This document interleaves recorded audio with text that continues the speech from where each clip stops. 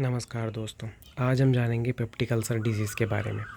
Peptic ulcer एक तरीके का लीज़न हो जाता है in the lining of mucosa of digestive tract. Digestive tract की लाइनिंग पे एक तरीके का लीजन्स बन जाते हैं, उसी को जो होते हैं हम पेप्टिक अल्सर बोलते हैं।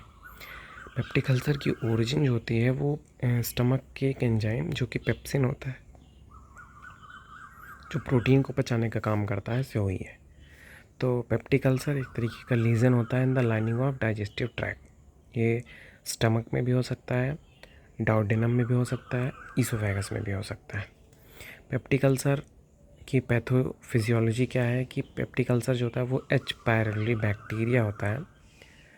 जब एच पायरोली बैक्टीरिया एंटर करता है तो वो कुछ यूरिएज एंजाइम प्रोड्यूस करता है, जिसकी वजह से जो होती है वो जो गैस्ट्रिक लाइन है म्यूकोसा है वो डिस्टर्ब हो जाती है, जिसकी वजह से गैस्ट्रिन ज़्यादा रिलीज़ होता है।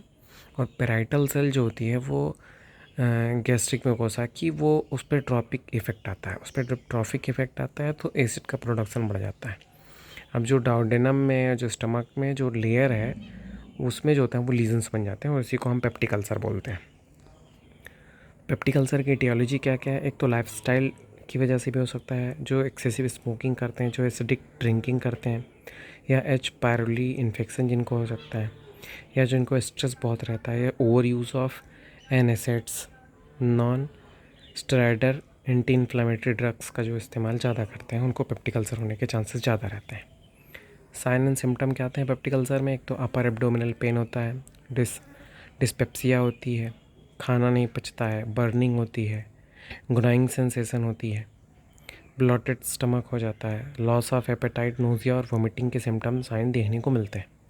पेप्टिक अल्सर अगर ठीक ना किया गया, कॉम्प्लिकेटेड हुआ, तो कॉम्प्लिकेशन की स्थिति में स्टूल में ब्लड आ सकता है, स्टूल ब्लैक टारी हो सकता है, वोमिटिंग हो सकती है, फेंटिंग, पैलर, हार्ट रेट बढ़ जाता है, एब्डोमिनल स्वेलिंग, फीवर, चिल और गैस्ट्रिक कैंसर होने के भी चांसेस रहते हैं किसी किसी केस में।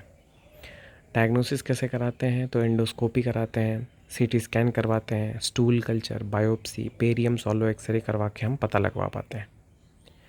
पेप्टिक अल्सर डिजीज़ का ट्रीटमेंट जो होता है वो एंटीबायोटिक थेरेपीज़ देते हैं एच पायरोली बैक्टीरिया के लिए, प्रोटॉन पंप इनहिबिटर भी चलाते हैं, एसिड ब्लॉकर या एंटासिड का भी इस्तेमाल किया जा सकता है। एच पायरोली बैक्टीरिया के बारे में जानेंगे। कंपाइलोबैक्टर पायरोली नाम भी इसको पहले दिया जाता था। Gram negative flagellated helical bacteria है।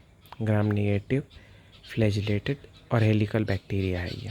तो इस तरीके से हमने पेप्टिक अल्सर जाना।